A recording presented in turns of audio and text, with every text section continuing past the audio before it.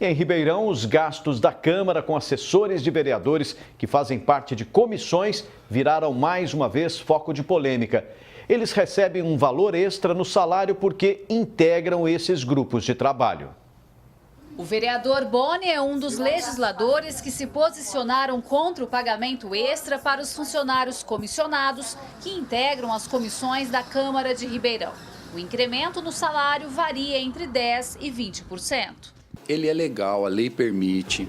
É importante ter essas pessoas que são assessores nossos, parlamentares, dentro dessas comissões, contribuindo tecnicamente e também como um fator de fiscalização. Isso tudo é importante.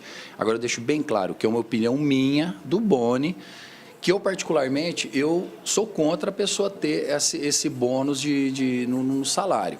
Porque você vê a mesma situação. Quando nós estávamos na mesa, você não recebe bônus nenhum.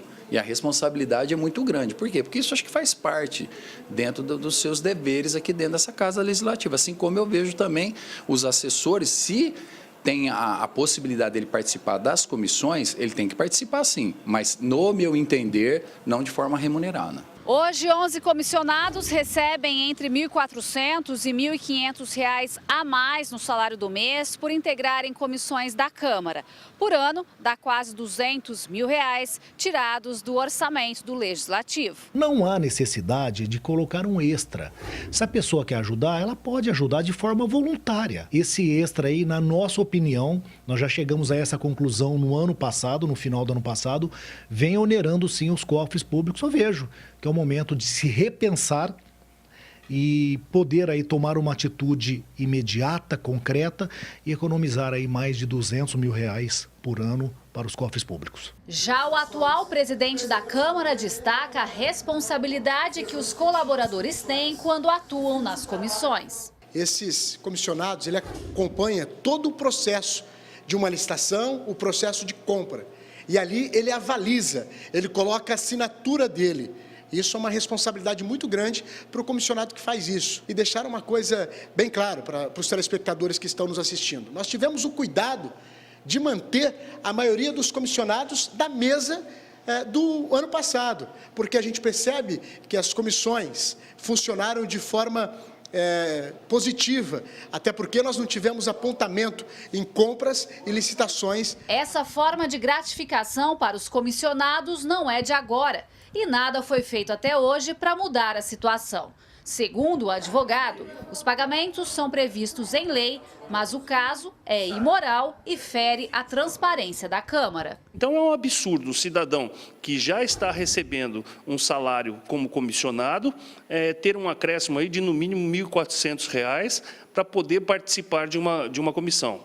Eu acho que os vereadores que conseguem indicar um funcionário seu para participar dessas comissões, ele já tinha que se sentir grato exatamente por estar sendo recebido dentro de uma comissão dessa.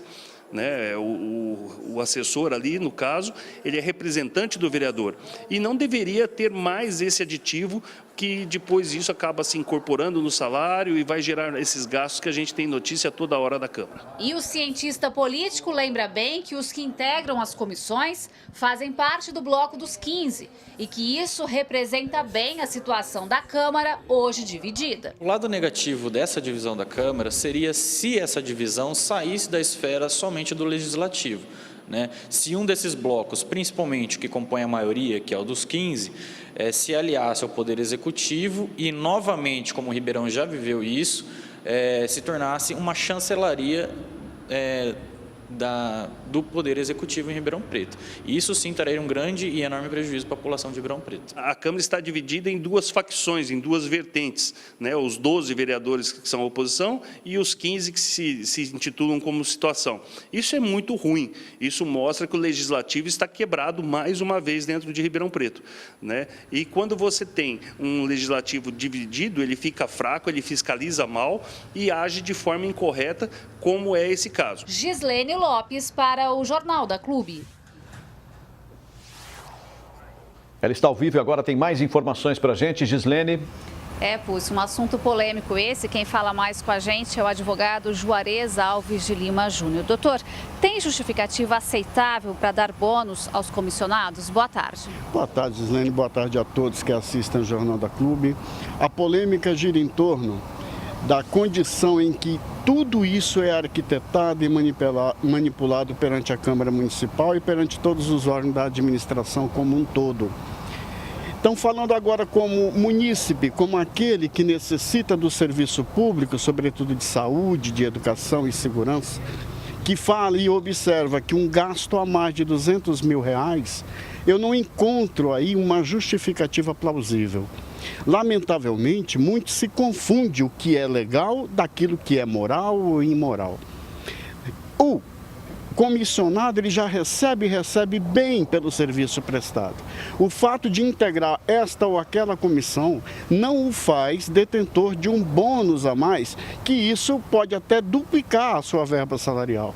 Então isso ao munícipe soa como uma forma encontrada de manter-se vivenciada a falta de transparência diante de todo o quadro que se vive e da mantença dos penduricalhos que vai aumentando e constituindo os super salários dentro da Câmara Municipal.